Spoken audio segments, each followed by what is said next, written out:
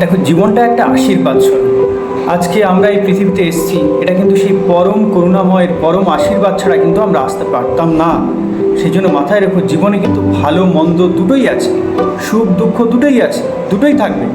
দেখবে অনেকে তোমরা ভেঙে পড়ো, মুষড়ে পড়ো, আর হবে না, আর বোধহয় হবে না, লাইফ শেষ হয়ে গেছে, আর কিছু নেই, আমি বোধহয় পারবো না। দেখো, জীবনে কিন্তু ভালো মন্দ দুটো আসবেই। যখন আমাদের ভালো সময় যায় তখন আমরা আনন্দ করি, কোনো অনুষ্ঠানে যাই, কোনো অকেশানে যাই, তখন প্রচুর আনন্দ করি, হই হুল্লোড় করি।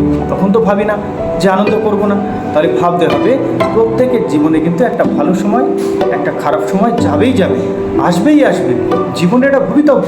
তোমার জীবনে এক সময় খারাপ সময় আসবে, খারাপ সময় কিন্তু সারা জীবন থাকে না, একটা না একটা সময় সেটা কিন্তু কেটে যাবে। খারাপ সময় কিন্তু এক সময় চলে যাবে, জীবনে কিন্তু ভালো সময় আসবেই আসবে।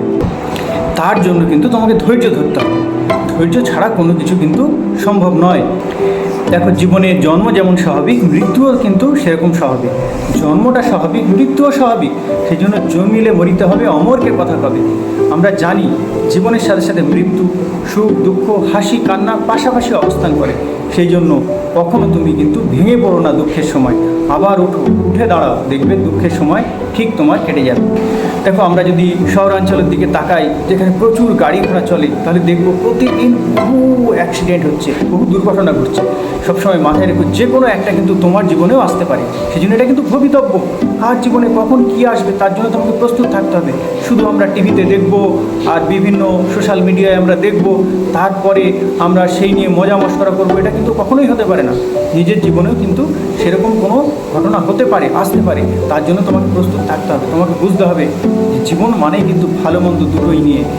অন্য কেউ একজন তোমাকে কষ্ট দিতে পারে, তুমিও হয়তো তোমার কথায়, তোমার ব্যবহারে কাউকে কষ্ট দিয়েছো, সেই জন্য তোমার জন্য কেউ কষ্ট করতে পারে, আবার তার জন্য তুমি কষ্ট পেয়েছো। সেই জন্য সবসময় কিন্তু সমান সমান হয়। সচিন তেন্ডুলকার হয়তো তাকে ভুলভাবে বেশ কয়েকবার আউট দেওয়া হয়েছে, আবার আউট ছিল, তাকে হয়তো আউট দেওয়া হয়নি। সেই জন্য ইকুয়াল। সবসময় জানবে জীবনে কিন্তু সুখ দুঃখ ভালো মন্দ কিন্তু সবসময় দুটো সমান তালে চলতে থাকে।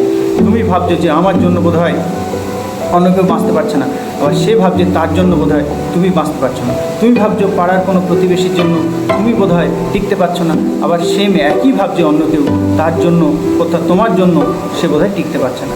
সেই জন্য জীবনটা কিন্তু এরকম সমান্তরালভাবে চলে। সেই জন্য এটা নিয়ে কিন্তু বেশি মাথা ঘামিও না। এটা কিন্তু পাশাপাশি থাকবে, দুঃখ সুখ দুটোই কিন্তু পাশাপাশি। সেই জন্য দুঃখের সময় কখনো কিন্তু তুমি মুষড়ে পড়ো না, ভেঙে পড়ো না। দুঃখ এবং সুখের পাশাপাশি অবস্থান, দুই ভাইয়ের মতো, তারা কিন্তু থাকবেই থাকবে। সেই জন্য দুর্ঘটনা আসতে পারে, মৃত্যু আসতে পারে, শোক আসতে পারে, আবার উঠে দাঁড়াও, আবার এগিয়ে চলো। দেখবে জীবনের সামনে তোমার জন্য ভালো কিছু অপেক্ষা করে আছে। সেই জন্য নেভার গিভ আপ, কখনো হেরে যেও না, মাথায় রেখো।